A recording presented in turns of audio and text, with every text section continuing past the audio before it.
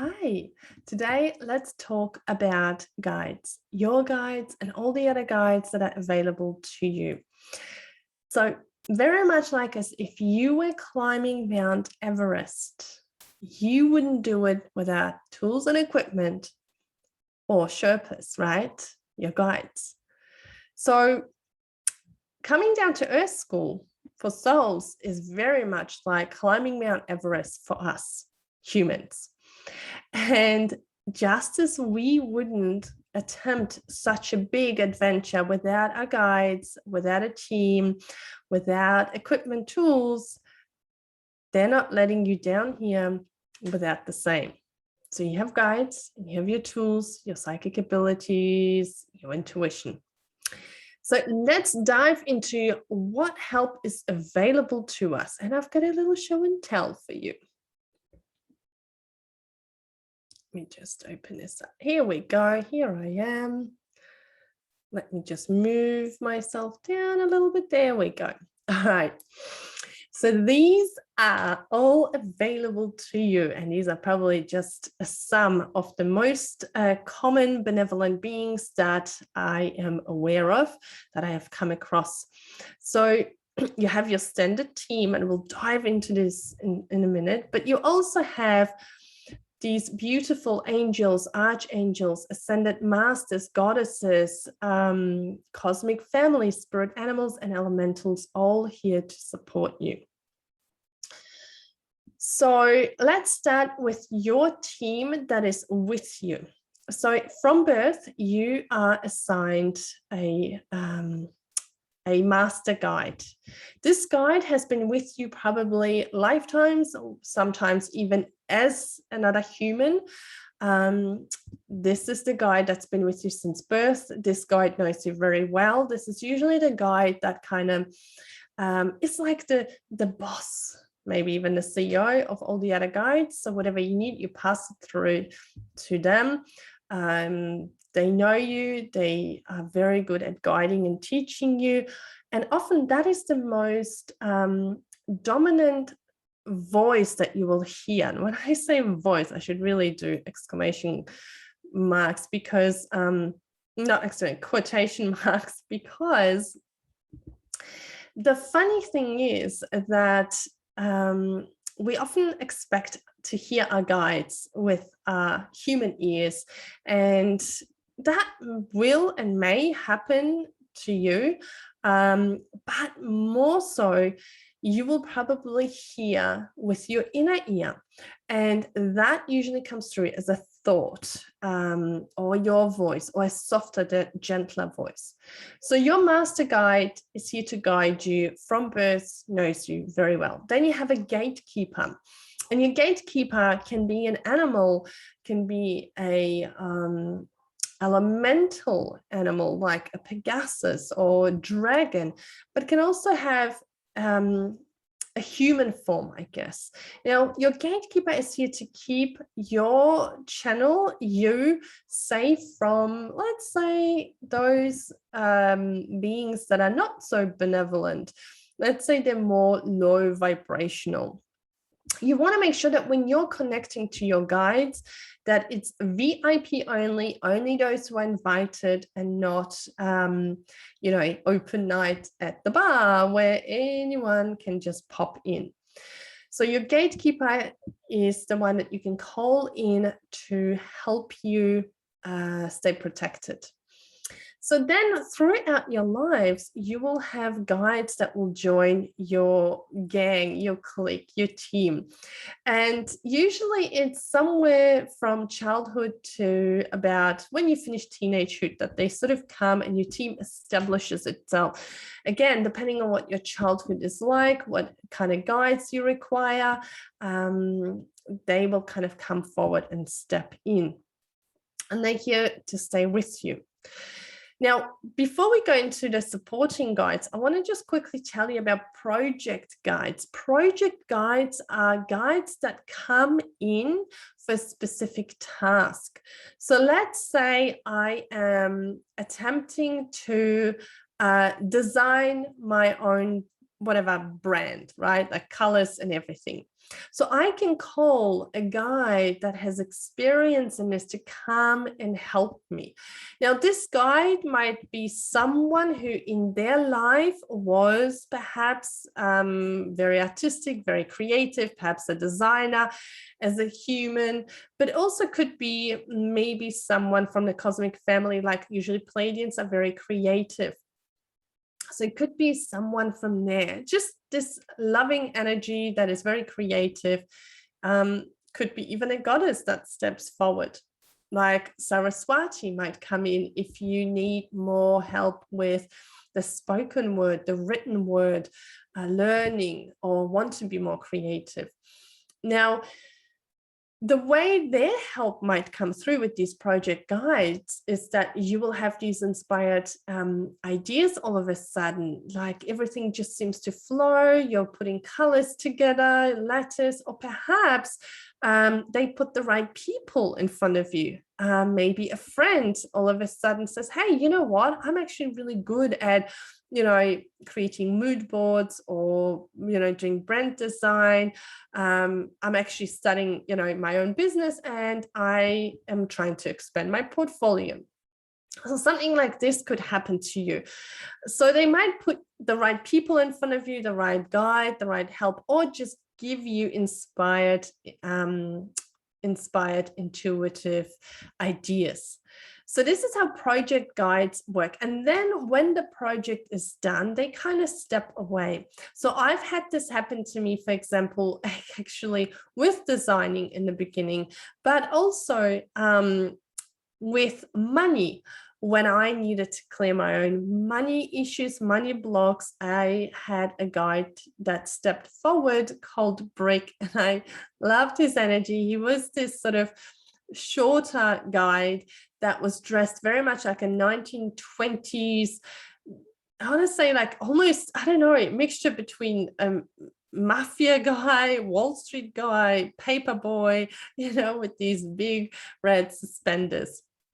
And he had very sort of black, sleek, shiny hair. And he was kind of funny, but like he just came, and I've had in my meditations these immense experiences where I didn't just learn about the energy of money, but I felt it, and I felt the shift within me. So when I ran, I think it was Money Vortex, he came in again when I asked for some more guidance, how I can support and help everyone who shows for Money Vortex. And so it was him, and there was this other beautiful energy. It was this divine lady that was her name was Priya, and she had this beautiful black hair with a bun, and she was dressed in this beautiful, colorful, brightly colored dress. So they just came through even for this session. So project guides help you with a specific task. You could call some of the Ascended Masters project guides as well. For example, if you become a new mom and you're feeling stressed and overwhelmed, you might call in, and you may not even know who you're calling, and you don't have to know exactly, so which guide do I call in? You just ask for help, and you say the right guide, and the right guide will come through. So with Ascended Masters, you might receive Mother Mary coming through, or perhaps Mother Kuan Yin, who's both an Ascended Master and considered a goddess. And they might come through with their loving, nurturing energy, and all of a sudden, a friend pops up at your door with home-cooked meals, perhaps, or your mother-in-law shows up, in the site, you can rest, and I'm going to clean up your house, or the right book will fall into your lap. Literally, help can come in many different ways. So don't feel like you have to get an answer right then and there. But that is another project guide. So then when their job is done, they will step away. They're not gone forever, but they step away when you no longer need them. So we have guides that are with us all the time. There's usually, I see, somewhere between 5 to 10, and these are the guides that are visible to me. So I like to think that we have way more than that, but The ones that are not relevant right now for us to know, they're standing perhaps behind at the back a little bit more, and it's almost like there's a shadow, and so I can't see exactly how many, but these, let's say 5 to 10, are very apparent. And usually when I see them as energy. So we'll tell you about this a little bit more in a minute. But coming back to these, so we have supporting guides like elementals, cosmic family, and spirit animals. What I mean by supporting means that they are somehow connected to you. Perhaps, again, past lives, parallel lives, if you are aware of those as well. Spirit animals usually are linked to you, again, your soul, and whatever you need in that time. So there's spirit animals and power animals. Now, cosmic family could be your cosmic family, or cosmic family that chooses to work with you. So I often see it in my clients who are healers, that Arcturians, for example, show up. Creative people have Pleiadians come through. People who are working with women or children who need that nurturing energy, loving energy, they usually have Mentakians work with them. And then Hadarians come through often with those who are going through trauma, or working with people who have, experienced trauma. So you can connect again with anyone you like. But yes, they are available to you to come and help you. So then we have other supporting guides like archangels, angels, as I like to call them, little angel babies as well. And Archangel Michael is known as the protector. So of course you have your gatekeeper, but you can also call Archangel Michael to come in and protect you. You have angels that you have been trained under, or trained with, or when your soul was just created, you would have gone into one of the 7 angelic realms and worked with one of the 7 archangels.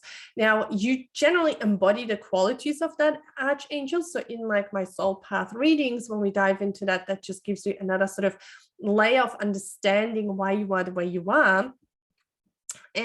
But also you understand which archangel you can call upon, and this archangel is your guide, your one to come and help you. Of course, any archangels are available to you, but if you really feel connected to that angel, you can call that specific one that you trained with.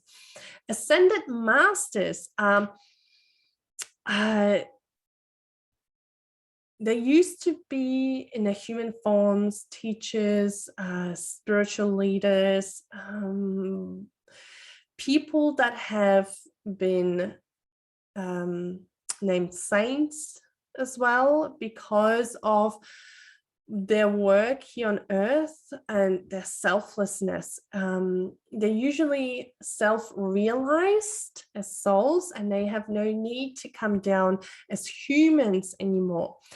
Just a fun fact, if you want as a soul to be self-realized, it takes about 13 years of constant love. So giving everyone love and compassion, actually, everyone non-stop, no excuses, for 13 years to be self-realized as a soul. There's also Kriya Yogis that are sort of, you can do Kriya Yoga, and that will speed up the self-realization process. But also just know that you going through these lifetimes, the goal for your soul is to become eventually self-realized. So this is what ascended masters have achieved. They're yogis, they're gurus. So some examples are, for example, Jesus, Mother Mary, Buddha. There's, of course, Paramahansa and Babaji. There's also, like I mentioned, Mother Kuan Yin. Lots of ascended masters, and you can tune in and work with any one of them. And if you love the elementals, Merlin is also considered an ascended master. So if you like more the witch craft, the white witchcraft, I like to say, or the more magical side, you can also call Merlin. So ascended masters, you call in usually for their specific energy. So you may need a guide to guide you because you are trying to develop psychic abilities. So Merlin is really good for that.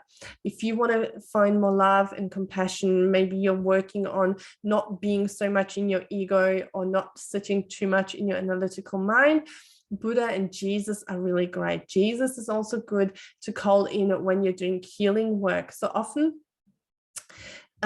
when Jesus comes through for me, it's when I'm doing some deep extractions from someone. And when I do extractions and there's things that are visible to me, when I say visible, okay, we want to keep in mind not with my physical eye, because we don't want, I don't want you to think that if I say I see chains around you, a spear, obviously not real, but ethereal.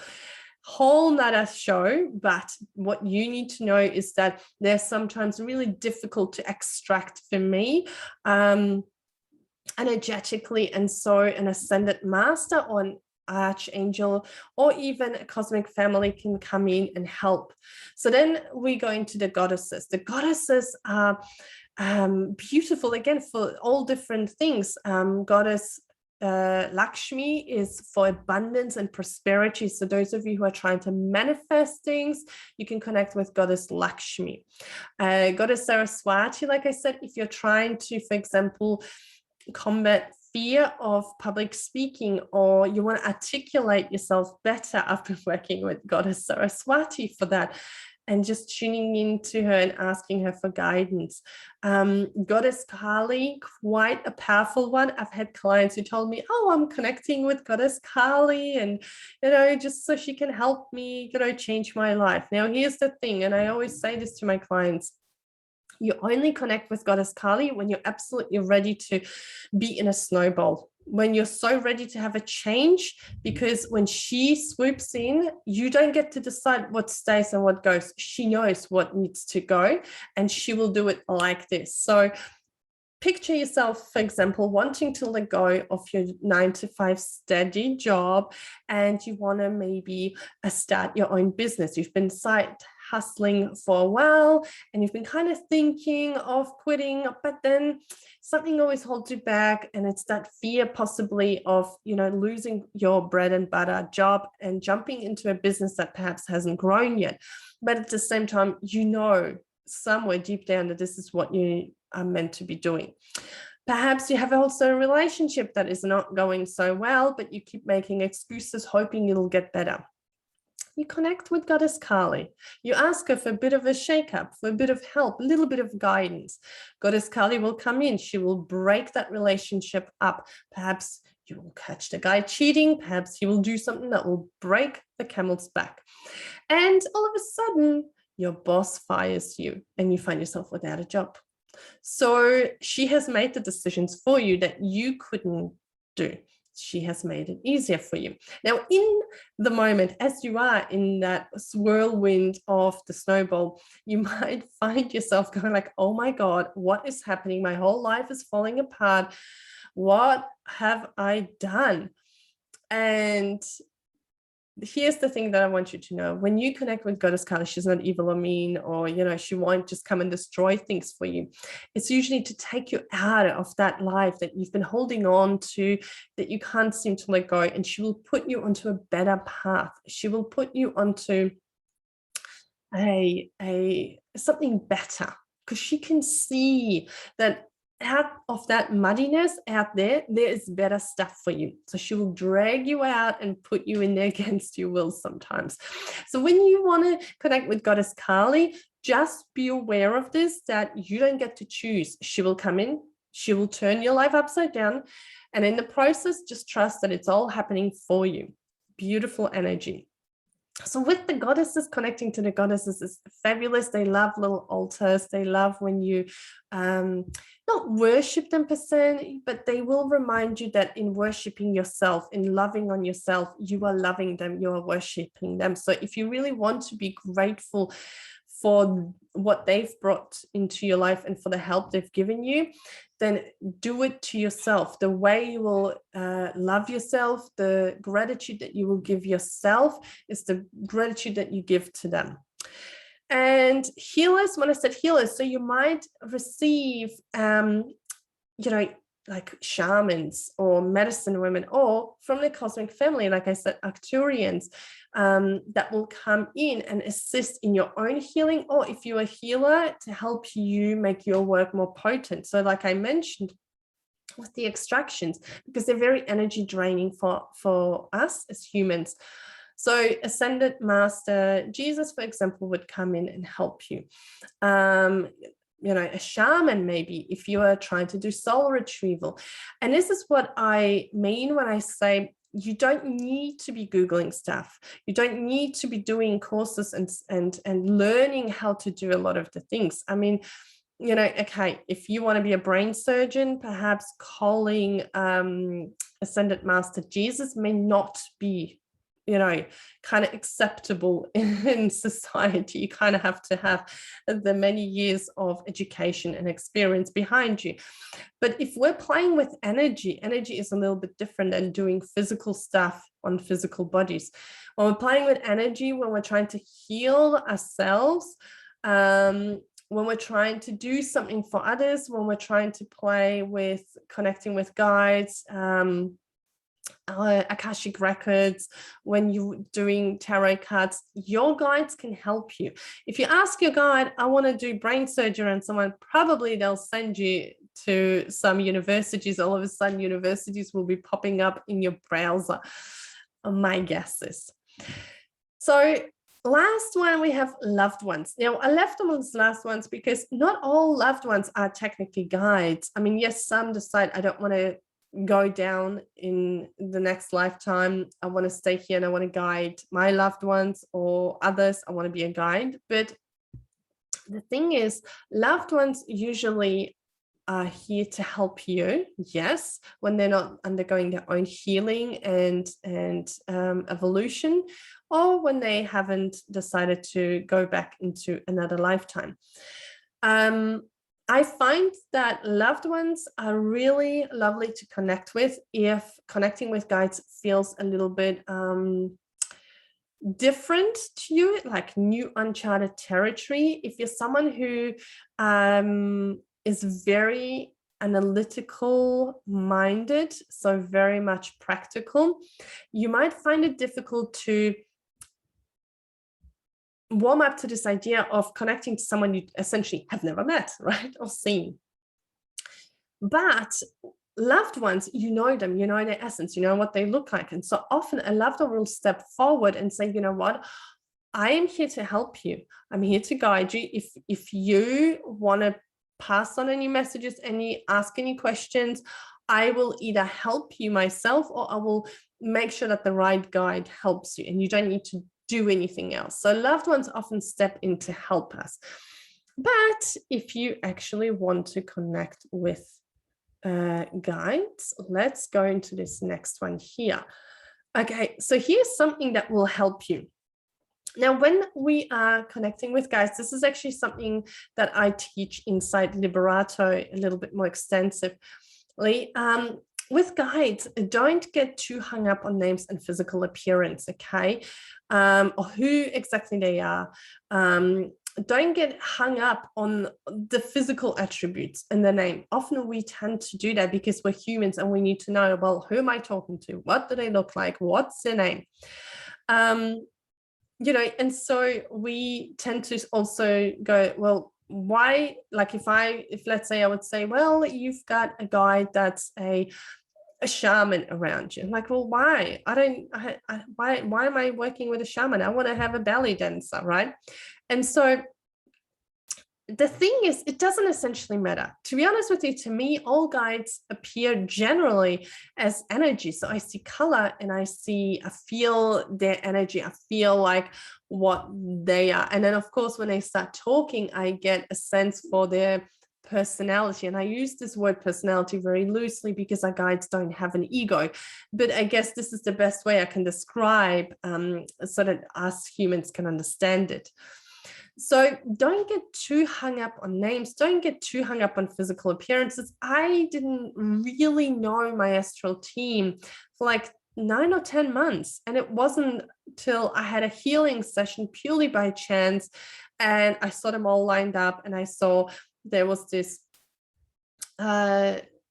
American Indian man with this big sort of feather head crown, and his name was Chief. And I heard them say their names. So I heard he said Chief, and then there's this sort of sorceress, almost this woman, which I can't quite place because like how old she is or anything. So she is more, I feel like, elemental, maybe elfin, and she has this blue iridescent sort of cape on, and her name is Ray. I say was because in that meeting, that's when they told me their name, right? And I'm just someone who's not too hung up on the name. So Ray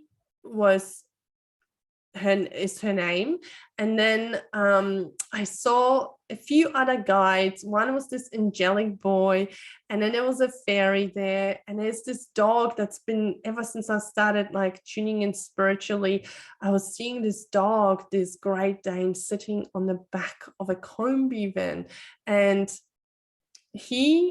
there's now like someone standing with them. They're like my gatekeepers. So I knew this. I just knew.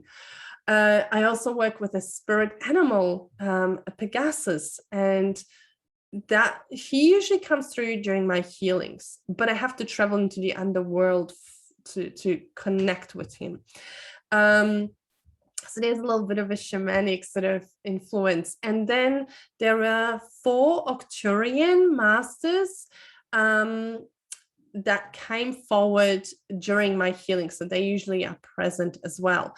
I say masters because they don't show themselves in any physical form. They're usually lights. Once I saw an older lady that was working on, I think it was actually my husband that I was doing work, and I could see, and she was extracting some past life stuff.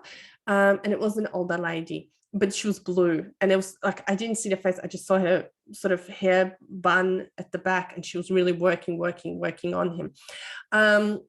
But Arcturians actually don't often show themselves in a physical form, but you feel their blue light. And the interesting thing is, I know when they're present and when they're working, or when a spirit animal is working, or when an ascended master is working, because every time when I ask for their help to come and help me, and I'm connecting and communicating with them, in that moment, whoever I'm working on will say, oh, I really felt this. Oh, wow, this was like this wave of warm and cold air or cool air. There's always a sensation that they feel. And so I'm telling you this because, you might have different experiences, but if you are a healer, if you're a Reiki healer, if you're working, connecting, and you're working on someone, you will probably feel in that moment. And I can feel the tingling in my hands. I can feel the energy, but I was always surprised when always in that moment, the person I'm working on will make a comment and say something like they felt it. So again, there's so many of them. So how do I work with them? How many should I work with? And do they get upset if I pick one? No, they don't get upset because they don't have an ego. They see all of us as one. So they go like, whoever you work with, we're all working for the same thing. We're all working to help this person, or to help you, or, to call in something for you, to create something in your life. So there's no separation on the other side because there's no ego. So you can just work with one guide and just have this knowing that you have a whole team behind you, but always work with the same one. It doesn't really matter.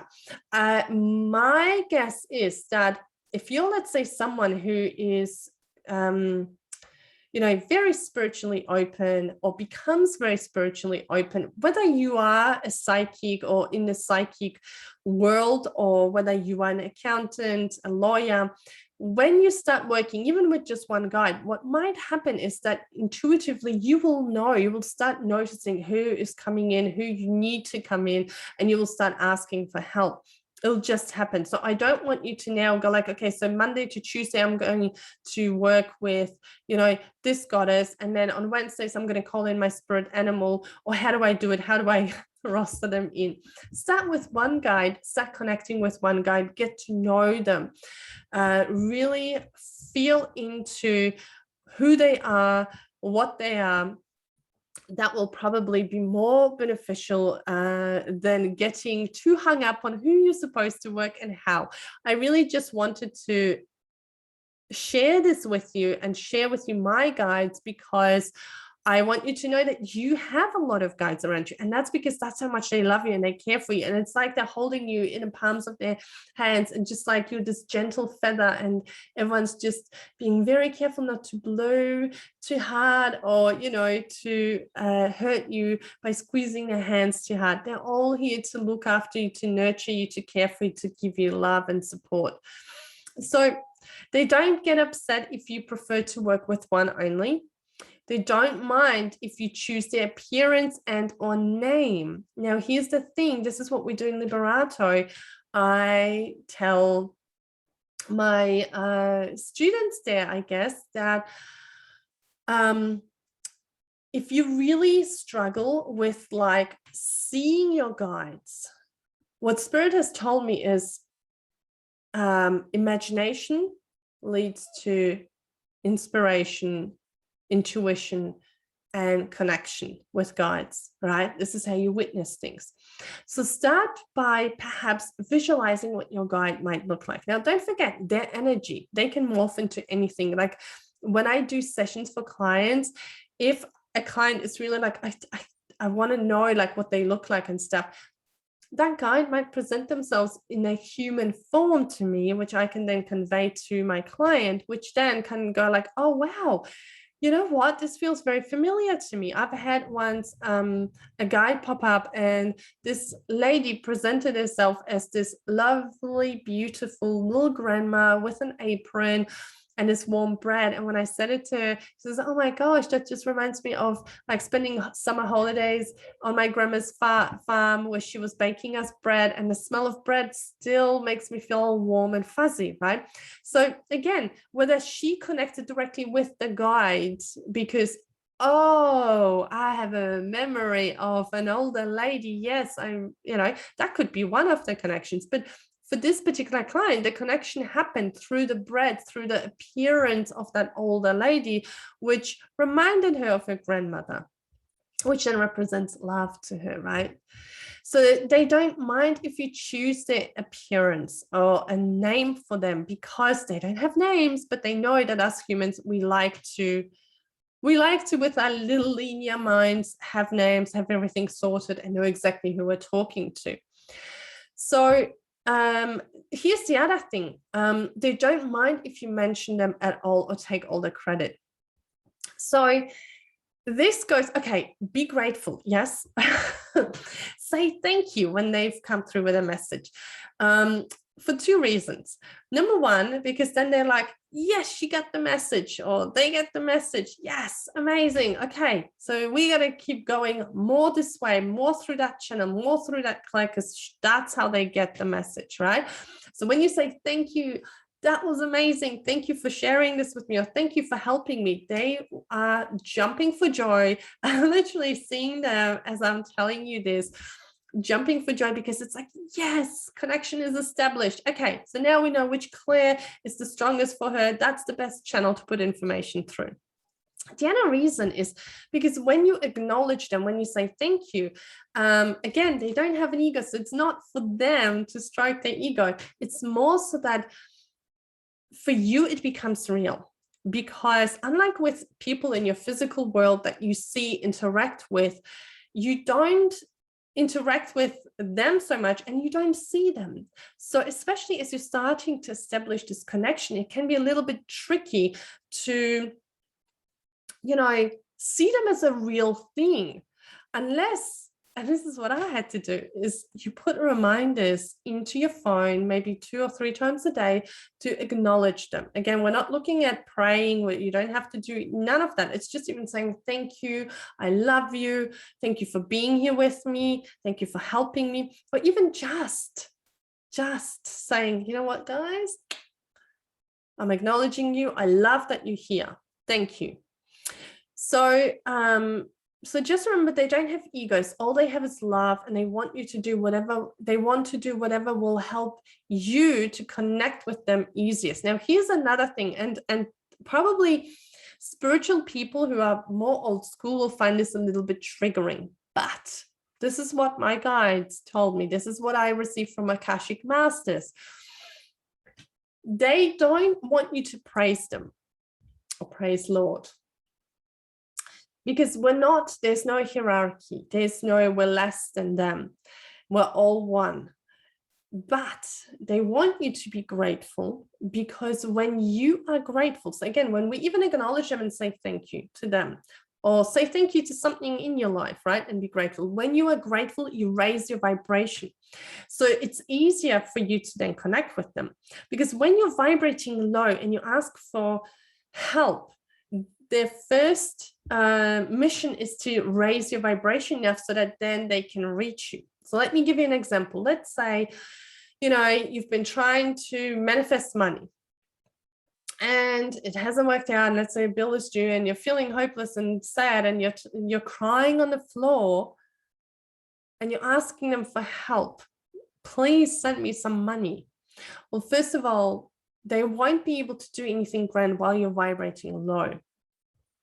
But because they're here to guide you, and guides, like the physical stuff that's important to us, yes, they kind of get that that's what's important to us, but to them so much, like money actually doesn't mean anything. What they care about is raising your vibration, getting you out of the low frequencies. So the first thing that they will do is give you love. They will surround you with this unconditional love, or they will give you hope. You will all of a sudden feel like something has shifted and changed. Please tell me this has never happened to you before, because this happens to me all the time. I remember even as a child, I was so scared to go to school because I was being bullied.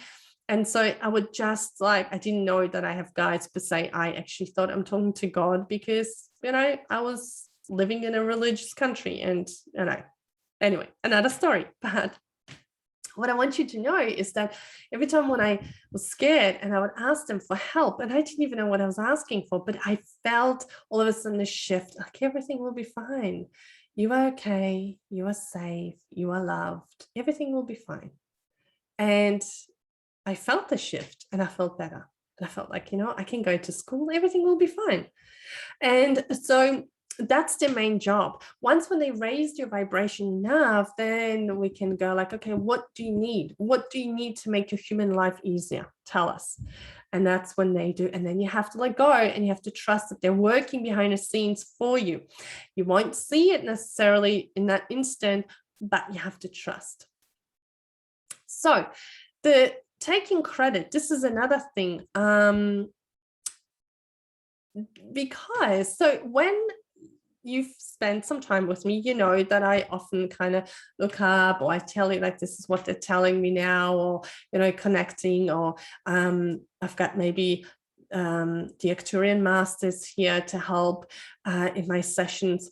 And I give them a lot of credit, because in my human mind, I feel like, well, before I started connecting, I didn't have all this knowledge. And so no one's going to believe me that all of a sudden I have all this knowledge on souls and life, right?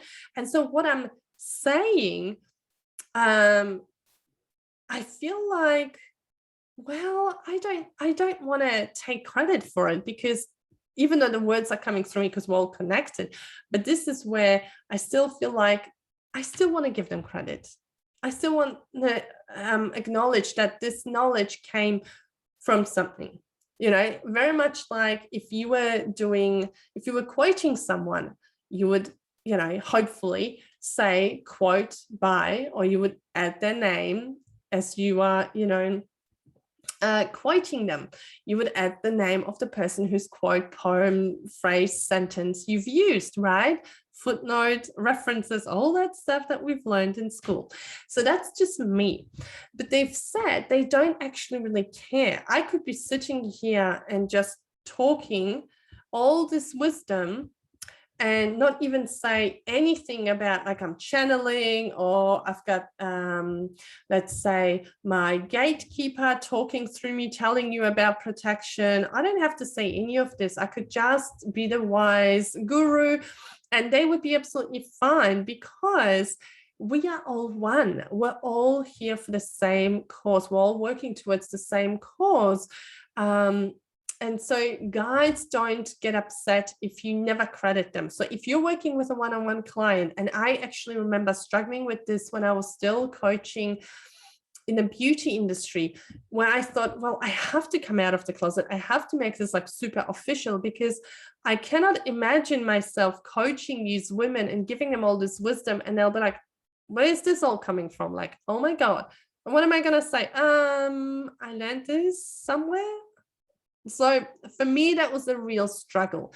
And I found that when we have a struggle, if we can't solve it in our human mind, we create resistance, which then blocks our channel. So it's best to just decide, okay, it's much easier for me to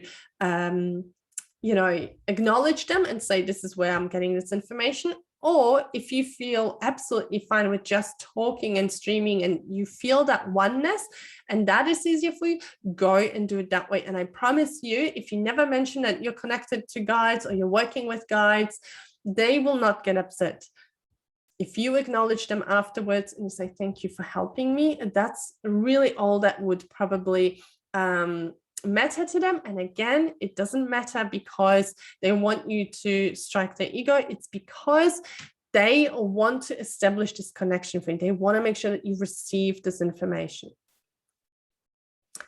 And here are some more tips to help you connect with your guides. So be playful. Use imagination and visualizations. They actually help. It's almost like you get the engine going, right? We kickstart it, and then we allow images to come through and things, and you become the witness.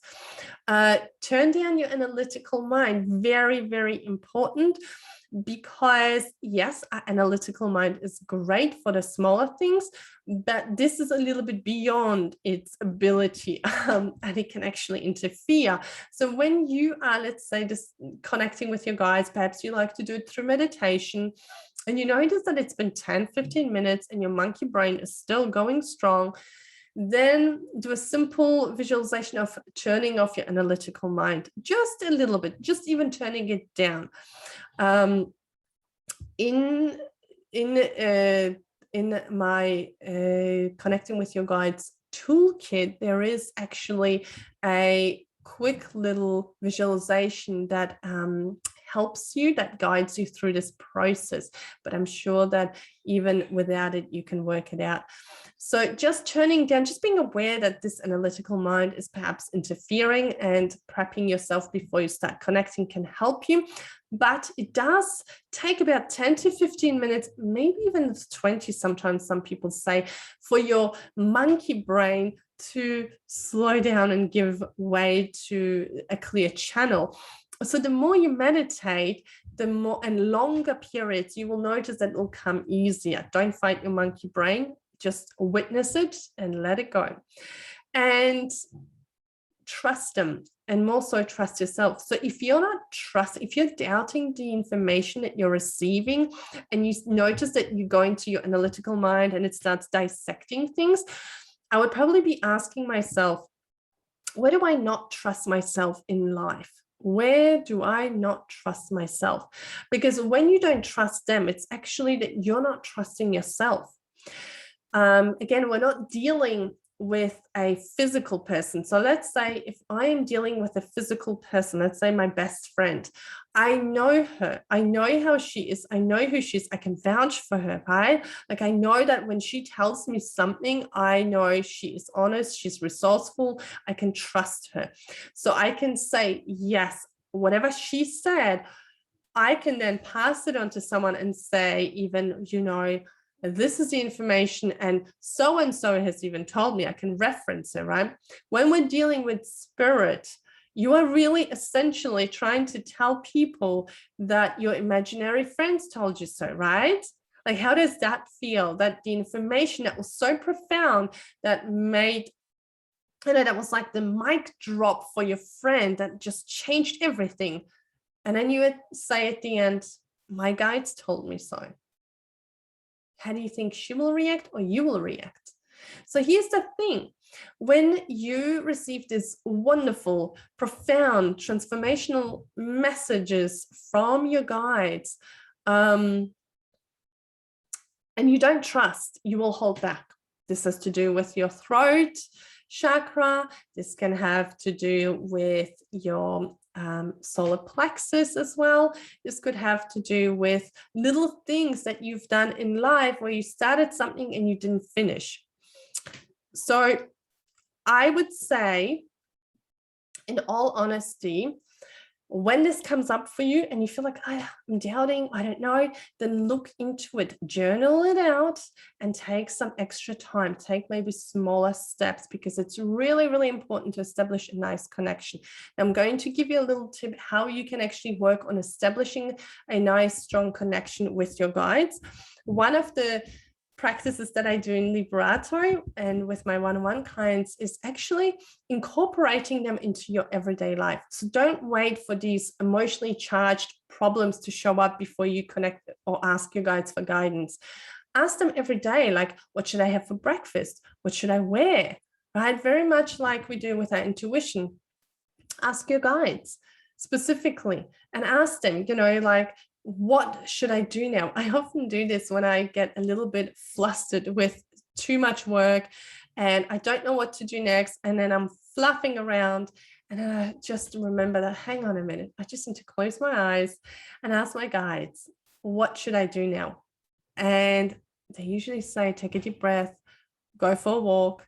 And you know what? Whenever I listen and I do it, when I come back, it's like I am recharged. I know I'm more focused. I know exactly what to do. The problem is when we don't listen to it and we think, no, I really can't go for a walk. I've got to do the work. I can't go for a walk. And you know what happens? 2 hours will pass. You won't get any further. You will just be still stuck, and you could have gone for a nice long walk and it probably would have served you much better. So ask them. Ask them when it comes to like non-emotionally charged questions. It will help you so much. Now, another little thing, Spirit said to me last year when I was doing Liberato first, if you witness it, it is done, it is done, it is done. When you witness it, which means when you see it, when you are showing images, trust. When you see a guide, trust that that's your guide. Don't go over analyzing. Was that something? Was that what I was supposed to see? Was that just my imagination? Because then you're pooping all over your experience. Just trust that this is exactly what needed to happen. So I hope that you found this helpful, connecting with your guides, and that you will now enjoy trying it out for yourself. Connect with one even.